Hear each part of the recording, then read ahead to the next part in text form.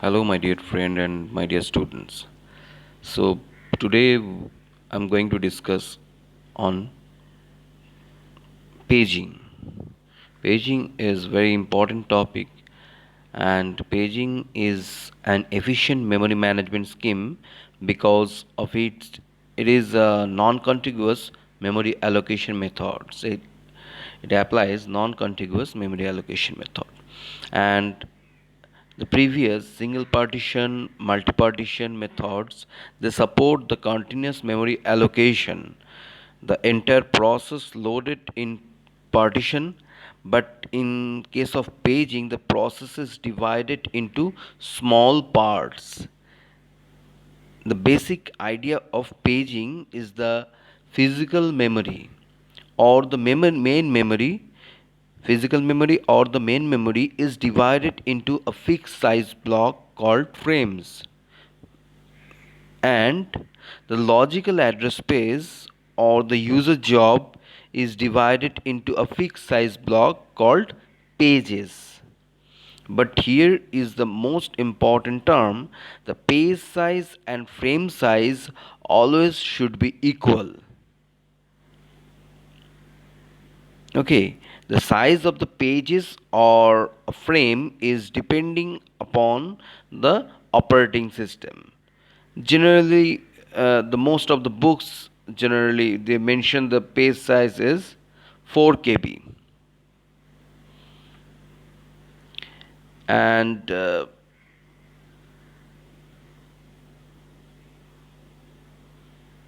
saying that each individual partition they occupy the same memory space, and it is a fixed size partitioning method. And in case of paging, OS maintain a data structure called page table, and it is used for mapping purpose, mapping between the page number with the frame number. And page table actually it looks like that. Each page table provides some useful information. It tells that which frames are allocated and which frames are available. The page table consists of two major fields. First one is the page number, and it maps with its corresponding frame numbers. Now look at the diagram. The diagram is actually it is called the logical diagram of paging scheme. Say CPU generated logical address is it is divided into two subpart: page number, and the second part is that D denotes the offset or displacement value. So every address generated by the CPU is divided into two parts in case of paging: page number and the displacement or the offset value. So for example, the logical address which is generated by the CPU is 0111, where the first 2 bit indicates the page number and second 2 bits indicates the offset or displacement value. So where I actually allocate this offset or displacement value is mainly decided by this page map table. And here we'll first search whether the page number is present or not. If the page number is present, then it is called page hit, otherwise it is called page miss. So in that case the page number is 01 and offset value is 11. So first we check in the first row the page number 00, that is false. The second row the page number is 01, and we actually find out the actual page number. So when we actually find out the page number, we'll check what its frame number. Frame number means frame number, the logical address is divided into fixed size block called pages, and the main memory is divided into fixed size block called frames. Okay, so we'll find out the frame number, that is 110, and we'll extract the frame number and decapsulate this D value and append with this new frame number. And here the new frame number is 111 110. Then 110, that means its decimal value is 6, so it will store at 6th position. So it will directly will check and it will store at that particular 0110 position, where the displacement D is the data portion is actually stored in this particular main memory location. This is actually the core concept of paging. CPU generated logical number, it has two parts, page number and the offset value, and we'll check whether the page number is present or not in the page map table.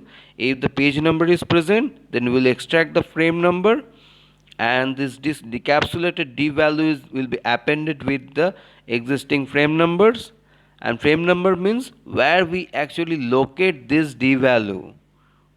Fine, I think you got my point.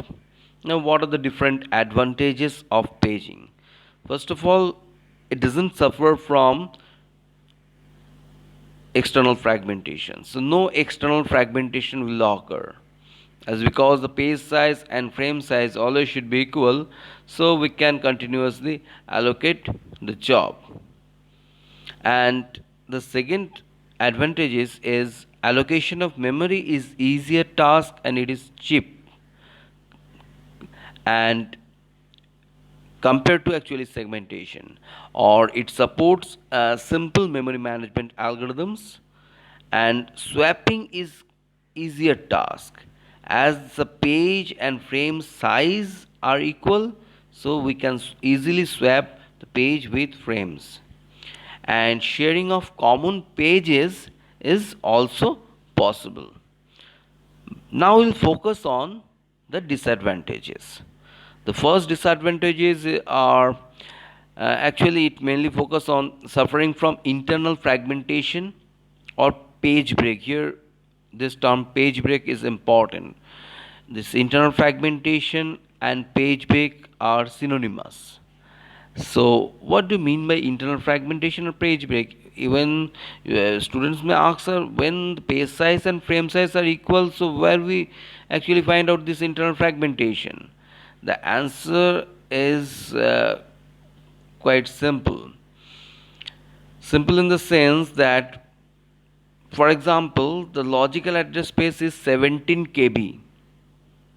Look, the logical address space is 17 KB and the page size is 4 KB. So the first page which will contain 4 KB, the second page will contain 4 KB, third page will contain 4 KB, fourth page will contain 4 KB. So how much total? 4 pages, 4 into 4, that is 16 KB, and the fifth page will contain how much? 1 KB, because the job size is 17 KB. So 4 page contains 16 KB, so the last block will contain how much? 1 KB. So the remaining 3 KB is wasted. So in that context we can say that paging will suffer from internal fragmentation or page break. Okay, and the page table consume more memory compared to the previous earlier concepts, because to actually to it is similar like when the page table is loaded, it is loaded in your RAM, it occupies the memory space of your RAM. So to maintain page table, and actually there is not a single page table, there is n number of page table will be present, so it will consume more memory space, and multi-level paging leads to memory reference overhead. This is another drawback. So in the next phase I will discuss segmentation and its advantages and similarly disadvantages. Then we'll focus on segmentation with paging. Thank you.